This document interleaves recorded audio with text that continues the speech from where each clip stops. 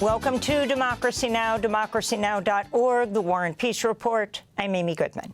An estimated 7 million people took part in No Kings rallies Saturday to protest President Trump's embrace of authoritarianism. Organizers say protests were held in over 2,600 cities, towns, villages across all 50 states in what was one of the largest days of protests in U.S. history, surpassing the first No Kings Day of action in June. In Chicago, the protests stretched for 2 miles as about 250,000 people took to the streets. Chicago Mayor Brendan Johnson addressed the crowd, calling for a general strike. An estimated 200,000 rallied in Washington, D.C. Senator Bernie Sanders addressed the crowd. This moment is not just about one man's greed, one man's corruption, or one man's contempt for the Constitution. This is about a handful of the wealthiest people on earth who, in their insatiable greed, have hijacked our economy and our political system in order to enrich themselves at the expense of working families throughout this country. At a No Kings rally in Atlanta, Georgia, speakers included former gubernatorial candidate, voting rights activist Stacey Abrams. And yet we are living in a moment where ethno-fascists are in charge of the government, when Christian nationalists are making economic policy, when we have a secret police telling us who we are. Their destination is division. Their destination is destruction. And their destination is denied. We will not go back, and we will not let them turn us around. President Trump responded to the No Kings protest by posting an AI-generated video that showed him wearing a crown, flying a jet labeled King Trump. In the video, Trump is seen dumping feces on the heads of protesters from the plane. Trump has also repeated his threat to investigate billionaire philanthropist George Soros, who Trump claimed had helped fund the No Kings protests, which attracted massive crowds despite attempts by House Speaker Mike Johnson and other Republicans to label the protest as a Hate America rally. Israel carried out a wave of deadly attacks in Gaza over the weekend and temporarily halted aid deliveries. But Israel's now saying it will resume enforcement of the U.S.-brokered ceasefire. Israel had accused Hamas of killing 2 Israeli soldiers in Rafah, but there are reports the soldiers died when their bulldozer ran over unexploded ordnance. Officials in Gaza say Israel's killed at least 97 Palestinians and injured 230 since the ceasefire went into effect October 10th. On Friday, Israeli forces fired a tank shell, killing 11 members of a Palestinian family in the Zaytun neighborhood of Gaza City. The dead included 3 women and 7 children between the ages of 5 and 13. Israel also bombed the headquarters of the Palestine media production company in central Gaza, killing broadcast engineer Ahmed Abu Matar. His colleague Ajib Mohammed described the attack. We were sitting here safe and sound, and as you can see, the place is closed off to us. No one enters or leaves. We are all journalists. No strangers were entering or staying with us. Then the bombing happened, right next to us, in the middle of the chalet. Our colleague, the broadcasting engineer, was martyred, and our colleague's child's son was also martyred. On the diplomatic front, President Trump's special envoy Steve Witkoff and Trump's son-in-law Jared Kushner have returned to Israel ahead of Vice President J.D. Vance's trip to Israel. President Trump says the government will send National Guard troops to San Francisco and may invoke the Insurrection Act to do it. It comes as President Trump asked the Supreme Court Friday to allow him to send National Guard to the Chicago area by lifting lower court orders blocking the deployment. Meanwhile, 7 officials in Tennessee are suing the Trump administration for sending the National Guard to Memphis. The lawsuit, backed by the nonprofit Democracy Forward, says, quote, "Our nation's founders recognized military rule was incompatible with liberty and democracy. The facts on the ground cannot justify defendants' overreach," unquote.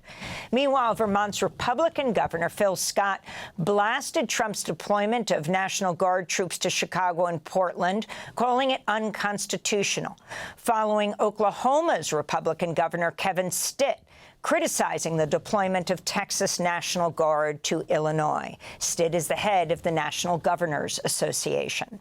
The federal government shutdown has entered its 20th day. Senate Democrats proposed a bill last week to keep funding the government through October 31st, reversing cuts to Medicaid and extending Affordable Care Act subsidies. But that measure failed to garner a veto-proof majority of 60 votes. It comes as President Trump's tried to lay off thousands of furloughed workers, but that move was temporarily halted by the courts.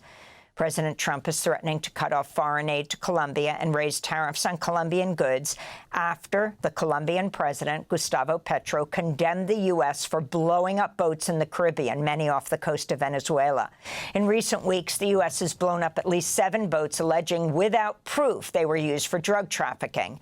Petro accused the U.S. of killing innocent Colombians. Trump responded by calling Petro a, quote, illegal drug leader, unquote. Petro then responded by writing, quote, trying to promote peace in Colombia is not being a drug trafficker, unquote. Meanwhile, the U.S. has repatriated 2 people from Ecuador and Colombia who survived a deadly U.S. strike on a vessel last week. This all comes as President Trump is threatening to begin launching attacks inside Venezuela, despite reports Venezuelan President Nicolas Maduro has offered to give the U.S. a stake in Venezuela's oil wealth and other natural resources.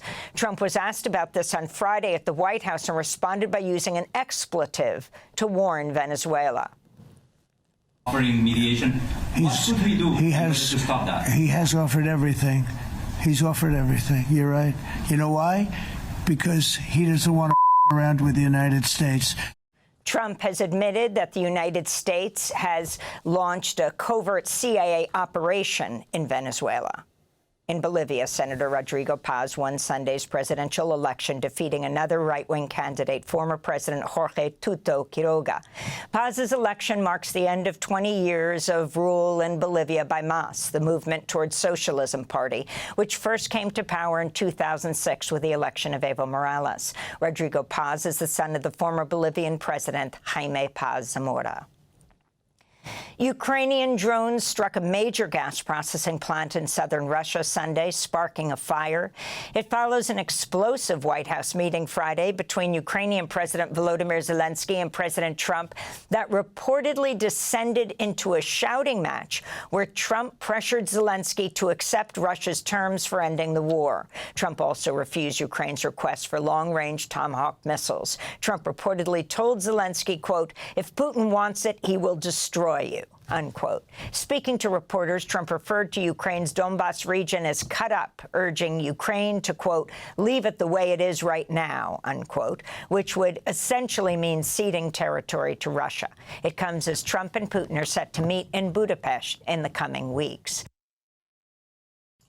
Prince Andrew has announced he's giving up his royal titles ahead of the publication of an explosive book by Jeffrey Epstein survivor Virginia Giuffre. In her book, Nobody's Girl, a memoir of surviving abuse and fighting for justice, Giuffre details how she was forced to have sex with Prince Andrew beginning when she was 17 years old. She also said she was beaten and raped by a, quote, well-known prime minister, unquote. In the book, Giuffre also details how she was recruited to work for Epstein by Ghislaine Maxwell, who met her at Donald Trump's Mar-a-Lago resort, where both Giuffre and her father worked. The Metropolitan Police in London are investigating claims Prince Andrew tried to ask his bodyguard to obtain personal information about Giuffre before a photo of the 2 of them, including Maxwell, was released to the public. A British government minister said that leaked emails show Prince Andrew had passed on Giuffre's date of birth and Social Security to his bodyguard. Virginia Giuffre died reportedly by suicide earlier this year in Australia. Vermont State Senator Republican Samuel Douglas announced his resignation after it was revealed he was involved in the exchange of racist and anti-Semitic messages with other young Republican leaders. Douglas was the only elected official in the chat. Last Friday, the New York GOP officials voted to suspend its Young Republican chapter. In one message, the chair of the New York State Young Republicans, Peter Gunta, wrote, quote, I love Hitler. President Trump commuted the 7-year sentence of former Republican George Santos. Santos was expelled from Congress in 2023 and pleaded guilty earlier this year to wire fraud and identity theft, including lying to Congress, stealing money from campaign donors, and fraudulently collecting unemployment benefits. Trump's decision to commute Santos promoted outrage from other lawmakers, including Republicans. New York Republican Congressmember Nick LaLota wrote on X, George Santos didn't merely lie, he stole millions, defrauded an election, and his crimes for which he pled guilty warrant more than a 3-month sentence, unquote. In one of his first interviews since being released, Santos said he's now free to get Botox. A 5-day strike organized by tens of thousands of Kaiser Permanente nurses and other frontline medical staff in California, Hawaii, and Oregon has ended. No agreements reportedly been reached, but the union representing the healthcare workers said there's, quote, new momentum to begin negotiations. The union's requesting salary increase of 25% over 4 years. And those are some of the headlines. This is Democracy Now!, democracynow.org, the War and Peace Report. I'm Amy Goodman. Thanks for watching Democracy Now! On YouTube. Subscribe to the channel and turn on notifications to make sure you never miss a video. And for more of our audience-supported journalism, go to democracynow.org, where you can download our news app, sign up for our newsletter, subscribe to the daily podcast, and so much more.